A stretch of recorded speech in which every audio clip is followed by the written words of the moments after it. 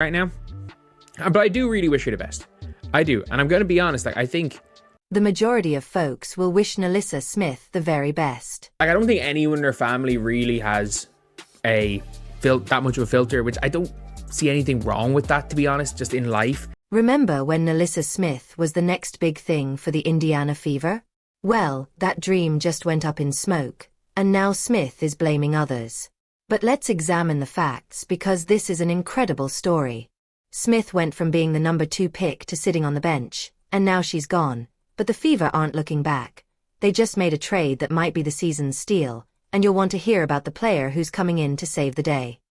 Well, so in the same day as they get Natasha Howard, they get Sophie Cunningham, possibly adding 2 starters, while also bringing Kelsey Mitchell back, and in year 2 of Caitlin Clark. We're left scratching our heads wondering what the hell happened when NaLyssa Smith was meant to be the Indiana Fever's golden ticket.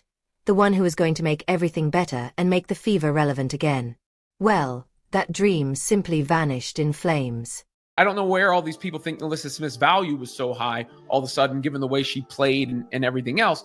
But she goes to the Wings, gets a fresh start. Hopefully that works out for her. Arike Ogunbowale has already welcomed NaLyssa Smith there. Let's rewind to 2022. Smith gets picked 2nd overall all in the draft, and everyone's thinking this is it. The Fever finally got their superstar. The hype was real in her first 2 seasons. Smith was putting up some solid numbers, averaging 13 points and 8 rebounds per game. Not too shabby for a young player, right? But then things start to get weird. Smith's numbers, they're not just dropping, they're falling off a cliff. By 2024, she's barely scraping 10 points a game, and her rebounds down to a career low 7.1. It's like watching a star burn out in real time. I got frustrated watching her play, and she represented, I think, the remnants of anything else that was wrong with the team, right? From the Christie Sides era and everything. And last year was a good year, all things considered. Wish her the best. Here's where it gets really interesting. The Fever isn't just benching Smith.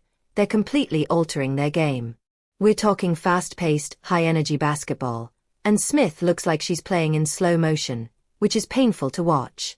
At this point, you might be thinking that perhaps she just had a bad season. Like, what? Did the Fever not believe in you for 3 years when they started you for 3 years? And last year when you started, despite being a net negative, and they continued to start you?